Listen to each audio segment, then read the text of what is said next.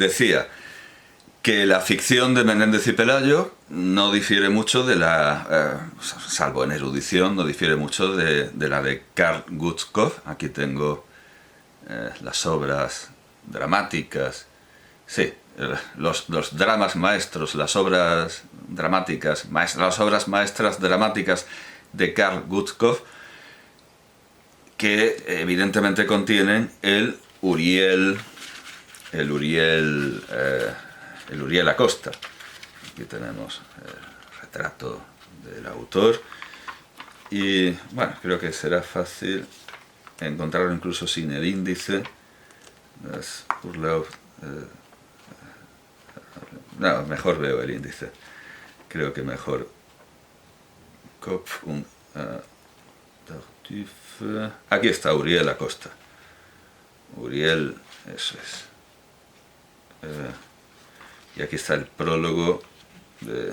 Vamos a ver, aquí está. Sí, Uriel Acosta con su prólogo. Sí, esto es de Silva.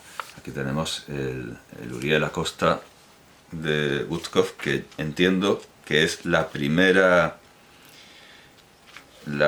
versión. Sí, aquí está el prólogo del editor en este caso.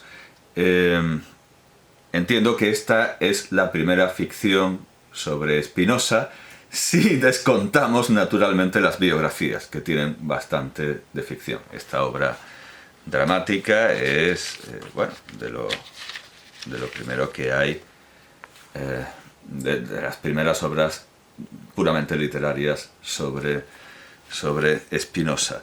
Y naturalmente tenemos en el volumen Soñadores del Gueto, de Israel Zangwill, de 1898. Tenemos también un retrato literario de Spinoza. Esta edición es creo que se llamó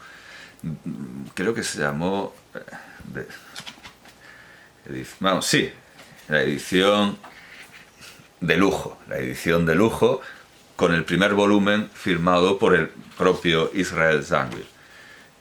Numerosas, ocasionales ilustraciones en color, lo cual para la fecha de la que estamos hablando, 1925, está mejor que bien. Y aquí tenemos en la página 65 Uriel Acosta y en la página 169 El hacedor de lentes, obviamente Spinoza. Bueno, pues estas son algunas de las primeras obras literarias dedicadas a Spinoza, y a ese número hay que sumar, aunque sea una ficción mucho más erudita, la de Menéndez y Pelayo, y no al número de las falsificaciones. Y además es una ficción erudita más allá de unos errores intencionados, casi al estilo borgesiano, que dan verosimilitud al relato, porque como bien supo ver José María de Cossío, dice José María de Cossío, no hay razón para estar seguros de que cualquier judío residente en Ámsterdam estuviera al corriente de sucesos de la vida de Uriel da Costa acaecidos lejos de Holanda, como son los que se refieren a sus padres o a sus estudios y cargos en Portugal. Es decir, que cuando Menéndez y Pelayo hace al narrador ignorante de ciertas cosas, no es porque él lo ignore, sino porque, para dar verosimilitud al relato, hace ignorante de ellas a quien debería ser ignorante de ellas. Parece que Albiach, como tantos otros, trata a Menéndez y Pelayo como a un árbol al que hay que patear para llevarse sus frutos, como confirma esta afirmación despectiva de la página 256. Dice: por una vez, el juicio de don Marcelino es atinado.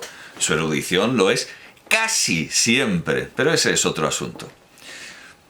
Desde luego, Albiach se atiborra de su fruta, aunque no parece que la digiera con mejor juicio ni mejor discurso.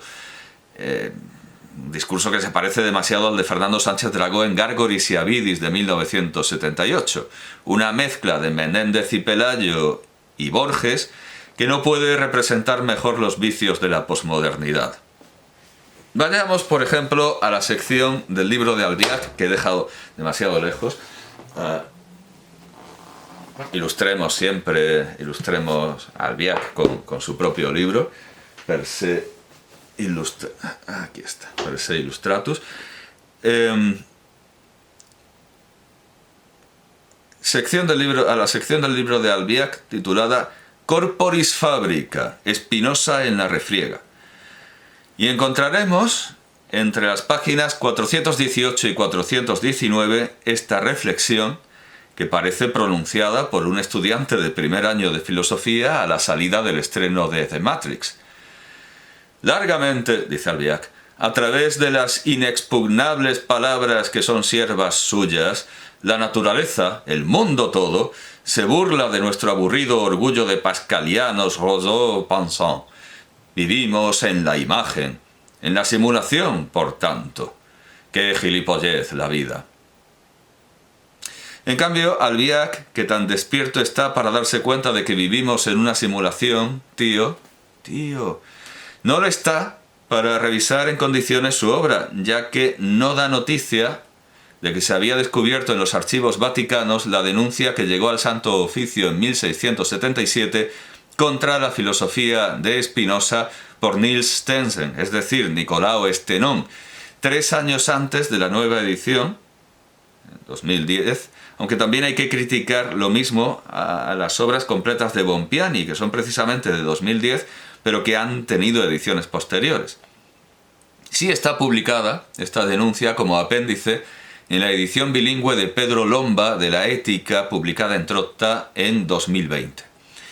No obstante, la bibliografía del libro de Albiach resulta muy interesante y naturalmente va más allá de la esencial citada en la página 12 de la edición de la Ética por Vidal Peña, que por supuesto vamos a ver ahora mismo, intentando hacer espacio. Bien, estoy aquí haciendo un juego de trilero y ahora ¿dónde tengo? Ah, sí, aquí está. La edición de Vidal Peña de la Ética. La edición de Vidal Peña de la Ética. Aquí un pequeño despelleje. Bien. Una maravilla de edición, por cierto, dicho sea de paso, de la Editora Nacional. Estos libros que el Estado decidió guillotinar porque el que los españoles leyeran a los clásicos no era una prioridad. Esta es la edición, como digo, de la Editora Nacional del año 1984. La Ética de Baruch de Espinosa, edición preparada por Vidal Peña.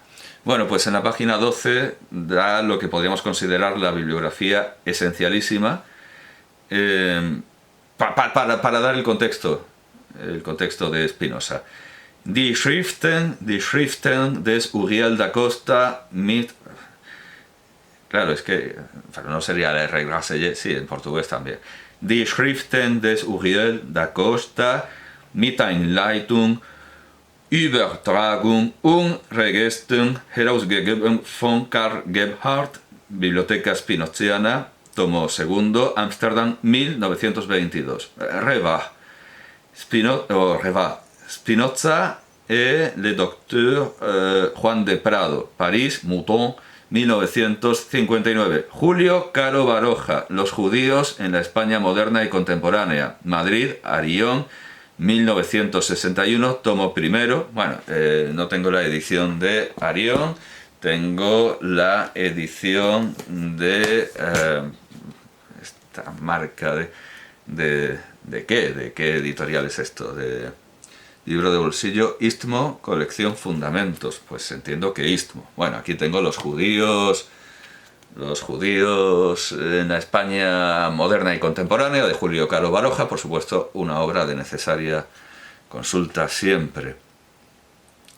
Pero tampoco debemos olvidar sobre el contexto intelectual de Spinoza, Rembrandt y la Sinagoga Española de Fernando Díaz Plaja de 1982 y por supuesto el ensayo de 1994 de José Guillermo García Valdecasas, Españoles heterodoxos en Ámsterdam, en el que según su propia confesión oral el autor fue menos lejos de lo que quería al demostrar que los marranos eran en su mayoría buenos cristianos para que Israel no perdiera interés en ellos. Y efectivamente luego vio que el devenir de los congresos y de la crítica se orientó hacia ese camino, a perder el interés, a que Israel perdiera el interés por organizar congresos y por investigar sobre los marranos, porque los vio demasiado poco judíos, demasiado cristianos. Hay, en efecto, muchos intereses no filosóficos que gravitan en torno a la figura de Spinoza. Los inquisidores y los materialistas se esforzaron mucho en considerarlo ateo. Los primeros para condenarlo sin más contemplaciones y los segundos para arrimar el ascua a su sardina. Fritz Mautner empieza su obra Spinoza, un bosquejo de su vida y de su influencia, traducida por Luciano Elizainzin para la editorial Encuentro en 2011, con estas palabras. Aquel que bajo religión quiera entender contra todo el pensamiento y el poetizar actuales alguna forma de temor y servidumbre bajo leyes reveladas divinamente, tendrá necesariamente que aceptar que Spinoza fue el primer ateo radical. Pero quien con la dudosa palabra religión no quiere expresar, al igual que yo, otra cosa que la profunda seriedad en la reflexión sobre la vida humana, tendrá que reconocer que Spinoza fue una naturaleza total y esencialmente religiosa, el primer prosélito silencioso de la nueva religiosidad. Cuando en la modernidad la religiosidad sustituye a la religión. Este paso lo está dando Mautner. Igual un paso en falso, podríamos decir, desde luego. Un paso en falso, pero bueno, al César lo que es del César. Igualmente, Émile Auguste Chartier, es decir, Alain, ahora tengo que desmontar un montón de Alain, que bueno, aquí tengo sus obras en las que continuamente cita, por supuesto, a Spinoza, pero lamentablemente, Gallimard no incluyó en los 4 volúmenes, los tengo todos, en los 4 volúmenes de la biblioteca de la Pléiade, dedicados a Alain, no incluyó el libro Spinoza. Sí, incluyó muchos ensayos, muchos pequeños ensayos sobre Spinoza, pero no está el libro de Spinoza. Yo además ahora voy a citar el prólogo al libro, el prólogo a la monografía sobre Spinoza que hizo en 1946, que escribió en 1946, y que podemos leer, al igual que el resto del libro, en la colección de las obras de Alain, en la biblioteca digital Le Classique de Sciences Sociales de la Universidad de Quebec en Chicoutimi. Sí, por supuesto que me he preocupado de la curiosa etimología indígena, pero bueno, sí, en la Universidad de Quebec en Chicoutimi o Chicoutimi tienen digitalizado el libro de Spinoza con su prólogo de 1946, el libro de 1900 con el prólogo de 46 años después. Famoso libro con ese título, muy famoso, muy apreciado por intentar explicar al filósofo con sus propias palabras. Bueno, pues en ese prólogo Alain se permite una libertad propia de sus propos y de sus otras obras, en las que, como hemos dicho no pocas veces, está presente la obra de Spinoza, diciendo: cuando hayáis considerado todas estas contradicciones que guerrean entre nosotros, entonces copiaréis la ética de punta a cabo, porque es... Bueno, perdón, ¿qué galicismo es este? Copiar en el sentido de...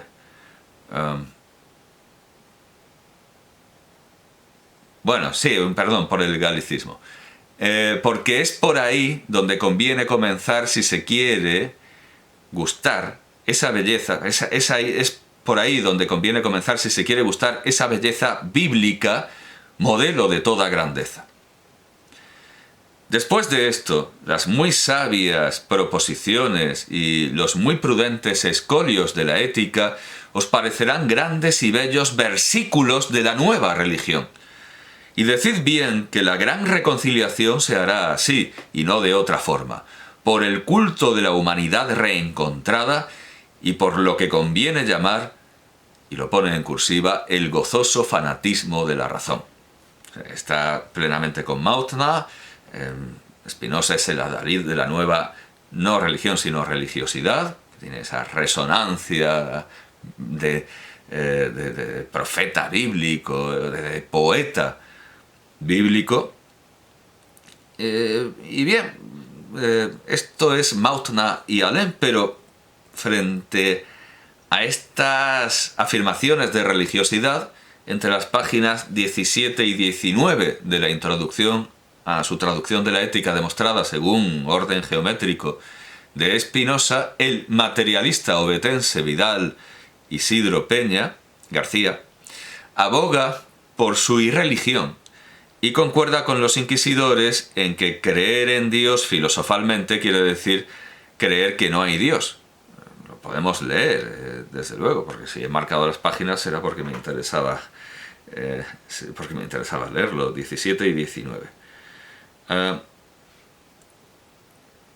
Al día siguiente de la declaración de Solano se presenta ante el inquisidor otro representante de la España eterna, esta vez bajo la concreta, esto es muy Albiac también, esta vez bajo la concreta figura corporal del capitán Miguel Pérez de Maltranilla.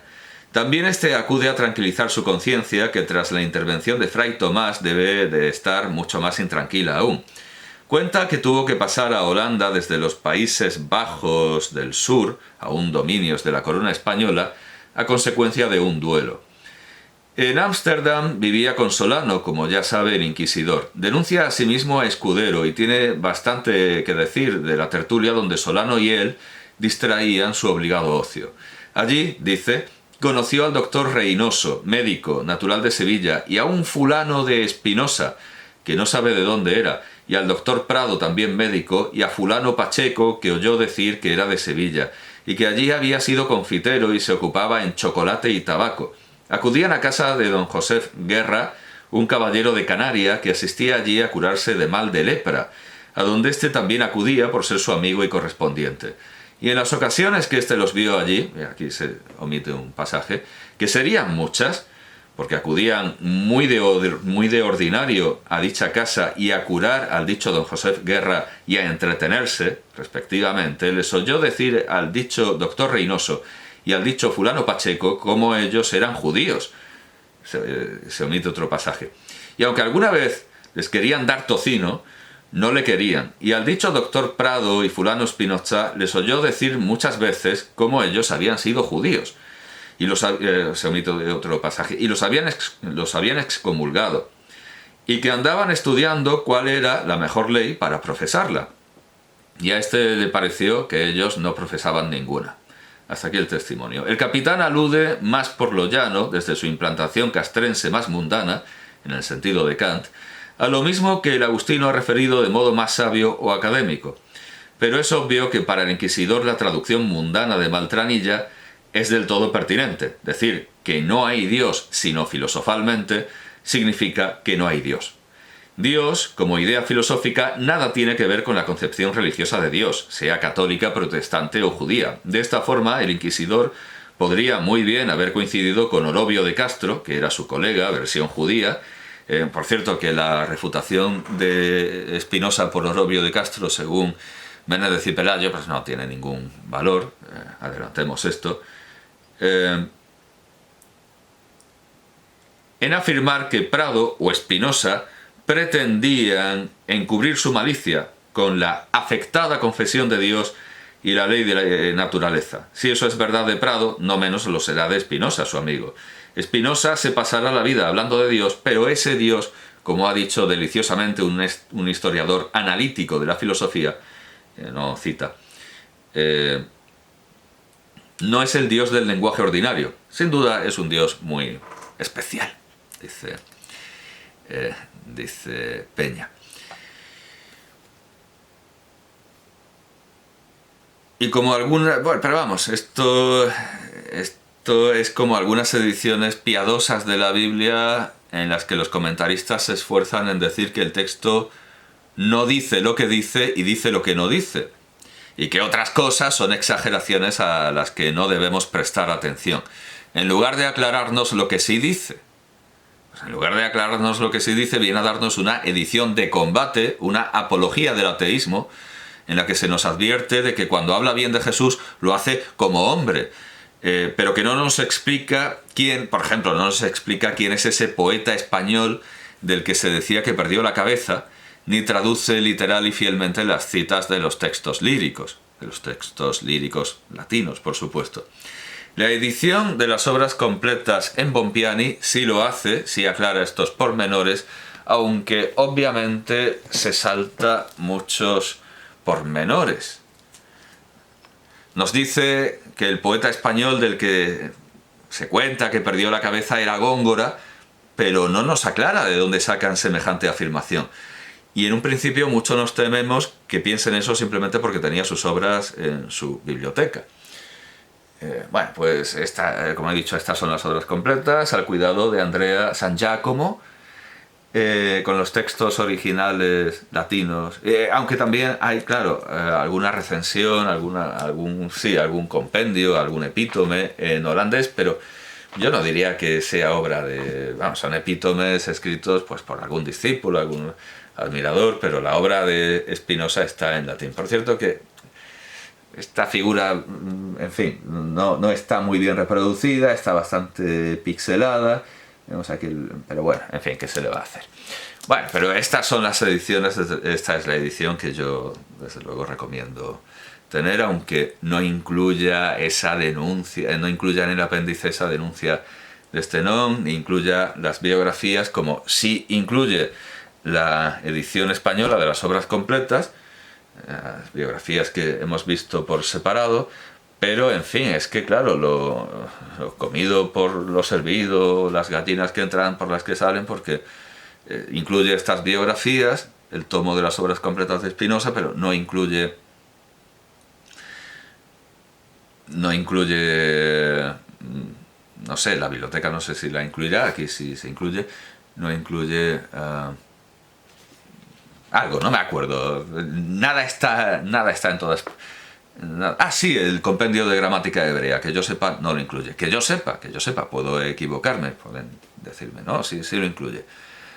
Bueno, pero lo que no incluye, lo que no es bilingüe.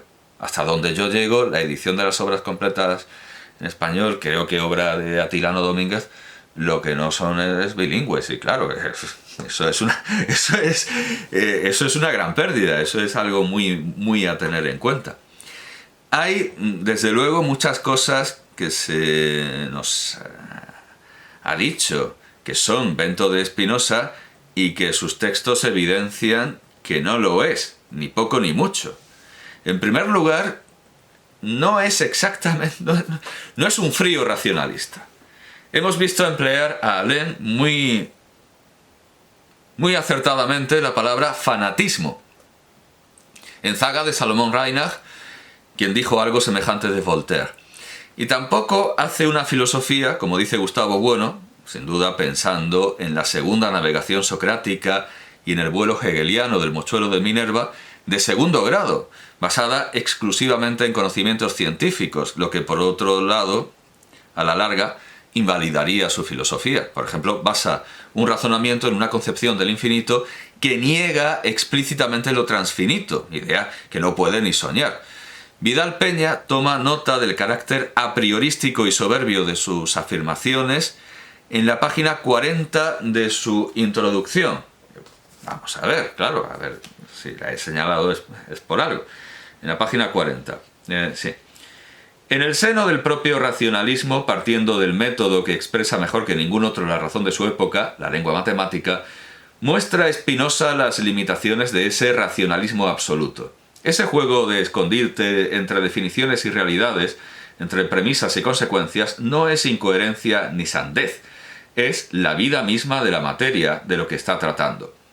La vida misma de la materia lo pone entre comillas y lo anota con Marx en el posfacio de la segunda edición alemana del Capital. Bueno, de lo que está tratando. La efectiva contradicción entre un orden deductivo asumido por ser expresión de la racionalidad Y el contenido de ese orden, el contenido de ciertos conceptos contenidos en él, que rompen la rosada pretensión de tratar la realidad como algo íntegramente inteligible.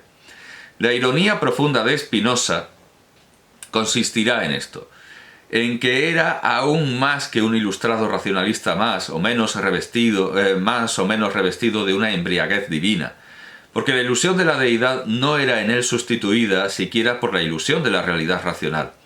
El romanticismo idealista, con el que Spinoza tiene por otro lado tantos puntos de contacto, pensemos por ejemplo en su concepción del Estado, dada en los marcos implícitos de una idea similar a la del espíritu objetivo hegeliano, siendo posterior no llegó a tanto. Al fin y al cabo, Hegel, sin negar su importancia para la historia del materialismo, fue un monista. Si el pluralismo es indisociable de la idea de materialismo, de un materialismo no metafísico, y si éste lo es también de una permanente reconstrucción de la realidad que, elaborando continuamente esquemas racionales de explicación de los fenómenos, somete a estos también continuamente a una crítica que regresa hasta los fundamentos, en virtud de la cual ninguna explicación puede darse por cancelada, sin caer por ello en el escepticismo, toda vez que esa construcción racional es tan necesaria como aquella crítica, entonces Spinoza está en la línea del materialismo. Esa tarea infinita es la suya. Naturalmente, he tenido que equivocarme al copiar la página, porque esto no, como se habrán dado cuenta, nada de esto se corresponde a una cita de una de las epístolas que bien está por supuesto en las obras completas y que quería citar aquí por comodidad y que tendré que buscar de otra manera. Bueno, en suma, que en una epístola Spinoza se muestra un fanático de su propio sistema y dice estar plenamente convencido, pues, sin ninguna prueba, de manera plenamente a priorística, de que lo que él sostiene es verdad. Además es una carta a un católico que lo critica. Y pensaba que estaba en la página 40, pero no está en la página 40, evidentemente. ¿Qué es Dios, la naturaleza, sustancia? Bueno, da igual. Que sépase de esa carta, que desde luego tiene que ver con toda esa línea que acaba en una denuncia ante el Santo Oficio. En otra... página 20. Y frente al escepticismo de Burke, o sea, esto retoma el pasaje que hemos leído, aunque esté mucho antes, en la página 20, el escepticismo que representa siempre la religión frente a la filosofía, tiene Spinoza un gesto de orgullo filosófico. No presumo, dice, no presumo de haber encontrado la mejor de todas las filosofías, pero sí sé que conozco la verdadera. Y si me preguntas que cómo lo sé, te responderé que del mismo modo que tú sabes que los ángulos de un triángulo valen dos rectos. Y bueno, como dice Vidal Peña, este era el pasaje que quería citar, perdón. Pero ha servido para ver que Vidal Peña recurre a Marx a la menor ocasión. Dice, todo el texto de la carta deja algo mal parada la imagen de ese Spinoza dulce y paciente que muchos se han complacido en forjar. Al menos por esta vez, aunque no es desde luego la única en la que Spinoza emplea un lenguaje prácticamente volteriano, véase su correspondencia con Hugo Boxell, muestra sus espinas la rosa que había adoptado en su sello y la divisa de ese mismo sello. Caute, ve con cautela, resulta infringida. Aquí no va con cautela. Esto es ir muy de sobrado, decir que él está tan convencido, está convencido de manera geométrica, va muy de sobrado.